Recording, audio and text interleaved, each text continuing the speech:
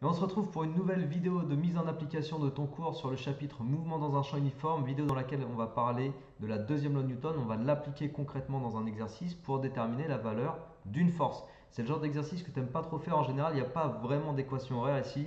Et en fait, c'est plutôt des histoires de projection sur des axes, représentation des forces, faire le bilan des forces, etc. C'est pas le genre d'exo préféré par les élèves.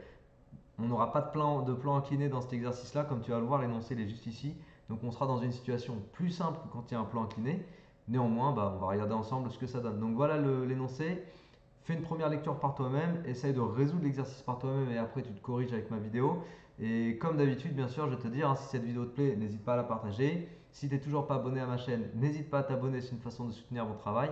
Et si tu veux aller plus loin sur les cours de maths, physique ou chimie, plus loin que de simples vidéos YouTube, n'hésite pas à regarder sur mon site internet, tu as le lien en descriptif de la vidéo. Regarde tout ce que je te propose, il y a vraiment beaucoup de choses, il y a des fiches, il y a des vidéos synthèses, il y a également du coaching personnalisé si c'est quelque chose qui t'intéresse. Voilà, n'hésite pas à regarder. Si tu as des questions sur ce que je propose, contacte-moi par email, contacte-moi par Insta, je me ferai un plaisir de répondre à tes questions.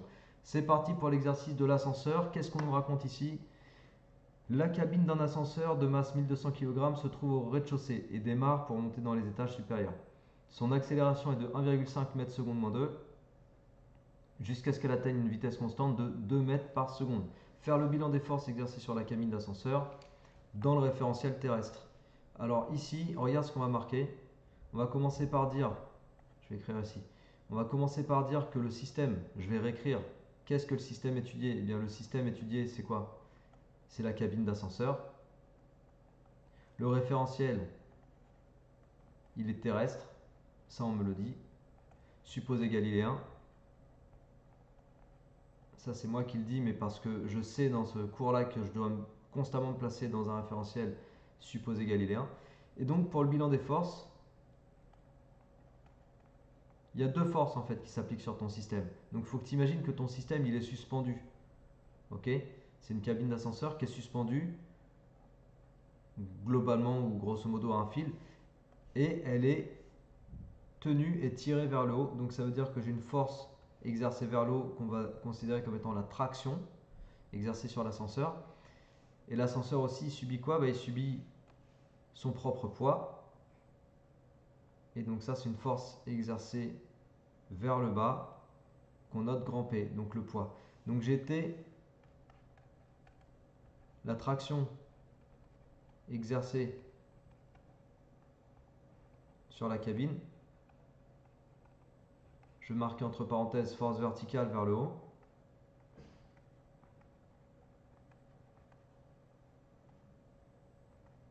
Et ensuite j'ai P, le poids de la cabine, force verticale vers le bas.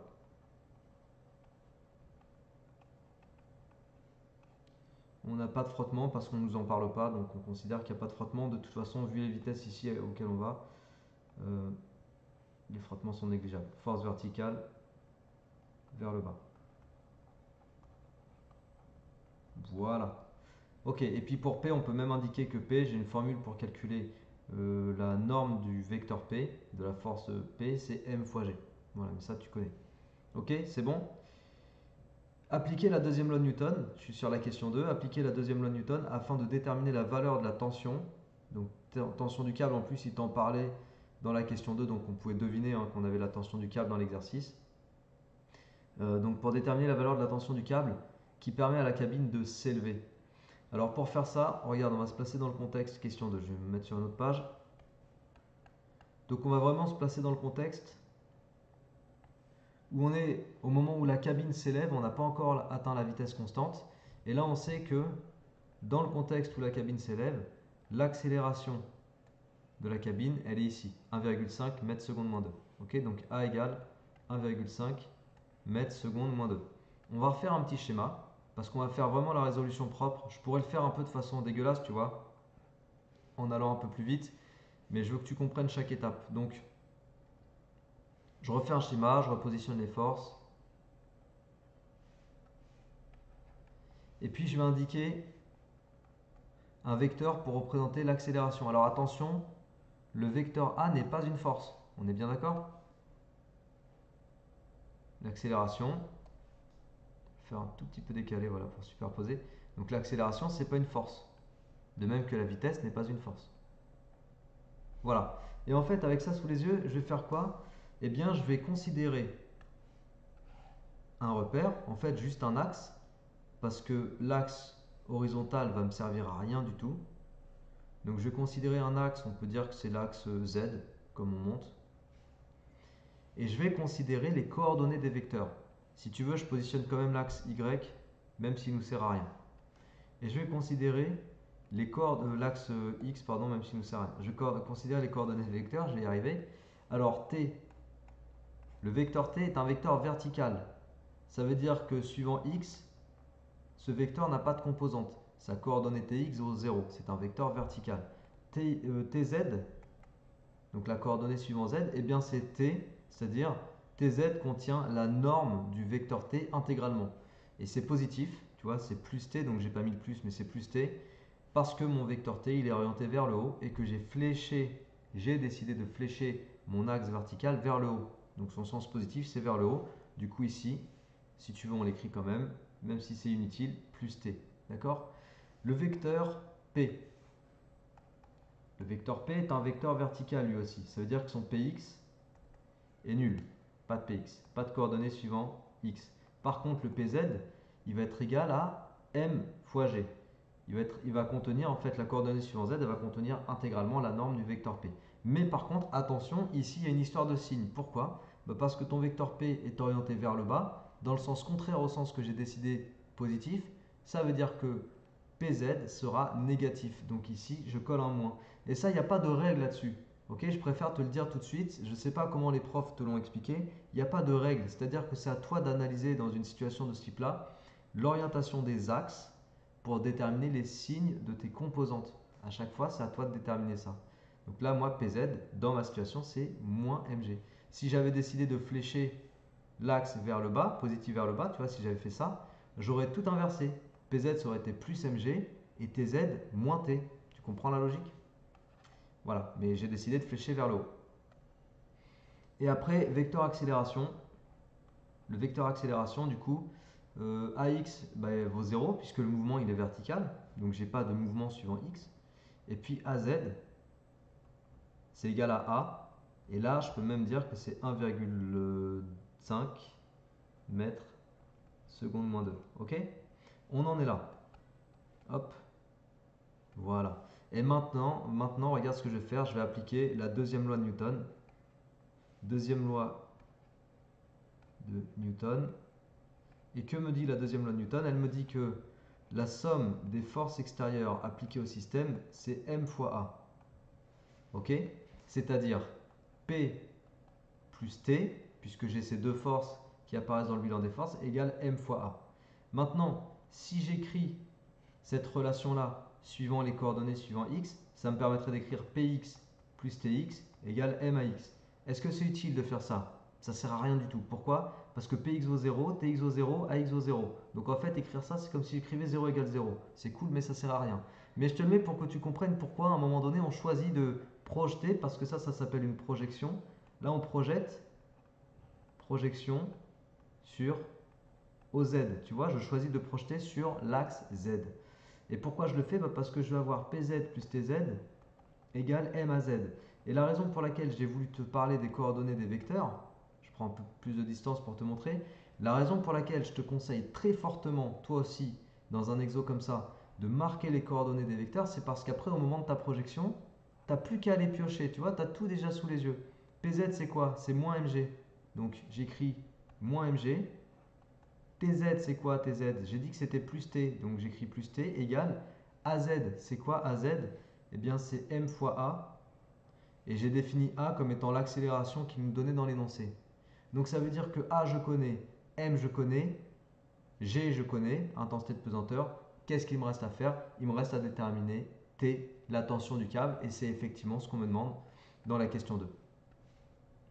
Donc T égale M fois A plus M fois G, c'est-à-dire M fois A plus G.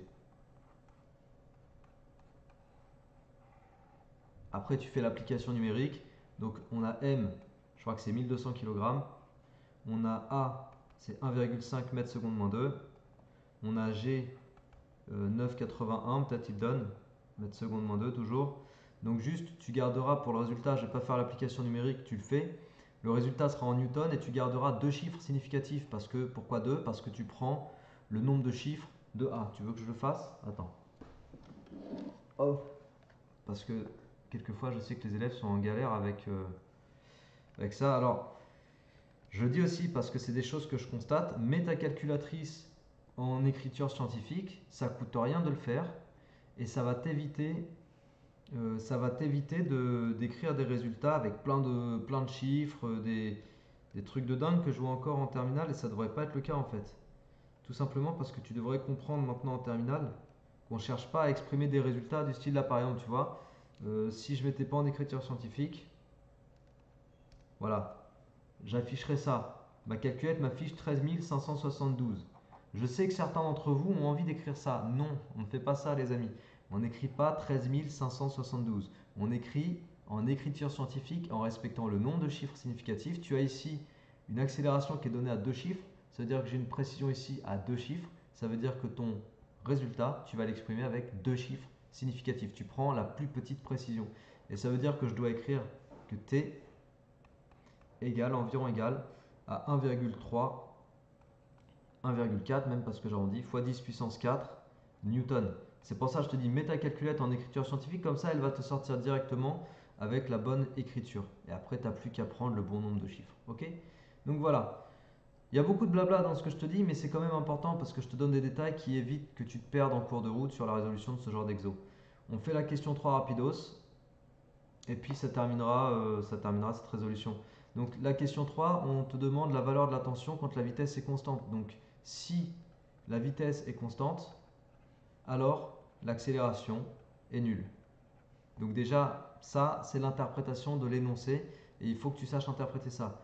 Toujours pareil, hein, je te le dis, pour interpréter correctement les infos d'un énoncé, c'est des choses ça qui posent problème. Tu sais, quand j'entends un élève dire je connaissais bien mon cours, enfin, j'avais appris le cours mais j'ai pas su interpréter, du coup j'ai pas su comprendre ce qu'on me demandait.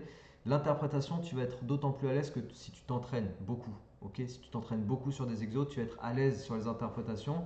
Il faut t'entraîner donc sur beaucoup d'exos, comme celui qu'on est en train de faire. Il faut aussi que tu comprennes globalement tous les outils qu'on t'a présentés dans le cours. Donc il faut que tu aies un bon visuel sur ton cours, c'est très important. J'ai par exemple fait sur ce chapitre-là une vidéo synthèse, y compris sur mécanique 1, où je te donne les éléments les plus importants. C'est sur mon site, si tu as besoin, n'hésite pas à aller voir. Ou n'hésite pas à regarder dans ton bouquin, ou n'hésite pas à faire une synthèse toi-même avec le cours de ton prof. Mais il faut que tu aies une bonne synthèse de ton cours pour être à l'aise à comprendre correctement les énoncés. Donc là, on me dit vitesse constante, je comprends accélération égale 0. Si l'accélération égale 0, en appliquant la deuxième loi de Newton, tu vois, je t'ai dit que c'était une vidéo où on allait appliquer la deuxième loi de Newton principalement, on l'a fait deux fois. Si j'applique la deuxième loi de Newton, somme des forces extérieures égale m fois a, sauf que j'ai pas d'accélération parce que la valeur de a c'est 0. Du coup, là j'ai le vecteur nul. Et la somme des forces extérieures c'est p plus t.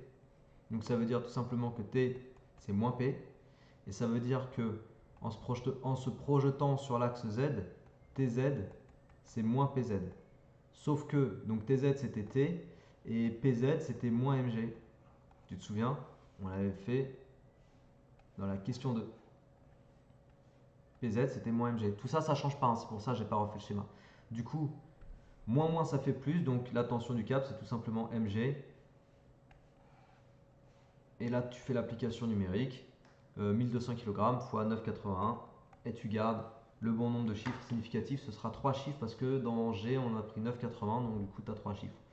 Voilà, c'est tout pour cette vidéo les amis, j'espère que ça vous a plu, j'espère que ça t'a plu. Si c'est le cas, n'hésite pas à partager autour de toi. Si tu n'es toujours pas abonné à la chaîne, n'hésite pas à t'abonner, c'est une façon de soutenir mon travail et à me donner de la motivation pour que je fasse plus de vidéos encore. Et puis si tu veux aller plus loin sur les cours en maths, physique, chimie, si tu as besoin de faire plus que juste des simples vidéos YouTube, n'hésite pas à regarder sur mon site internet, voir tout ce que je te propose. Il y a des fiches, il y a des vidéos synthèse de cours, il y a du coaching qui est proposé, donc coaching personnalisé, donc des cours particuliers carrément. Regarde tout ça, c'est sur mon site internet, tu as le descriptif, le lien dans le descriptif de la vidéo. Et si tu as des questions précises sur ce que je propose, envoie-moi un email, contacte-moi sur Insta, je me ferai un plaisir de te répondre. Donc sur ce, travaille bien, motive-toi bien et à la prochaine. Ciao!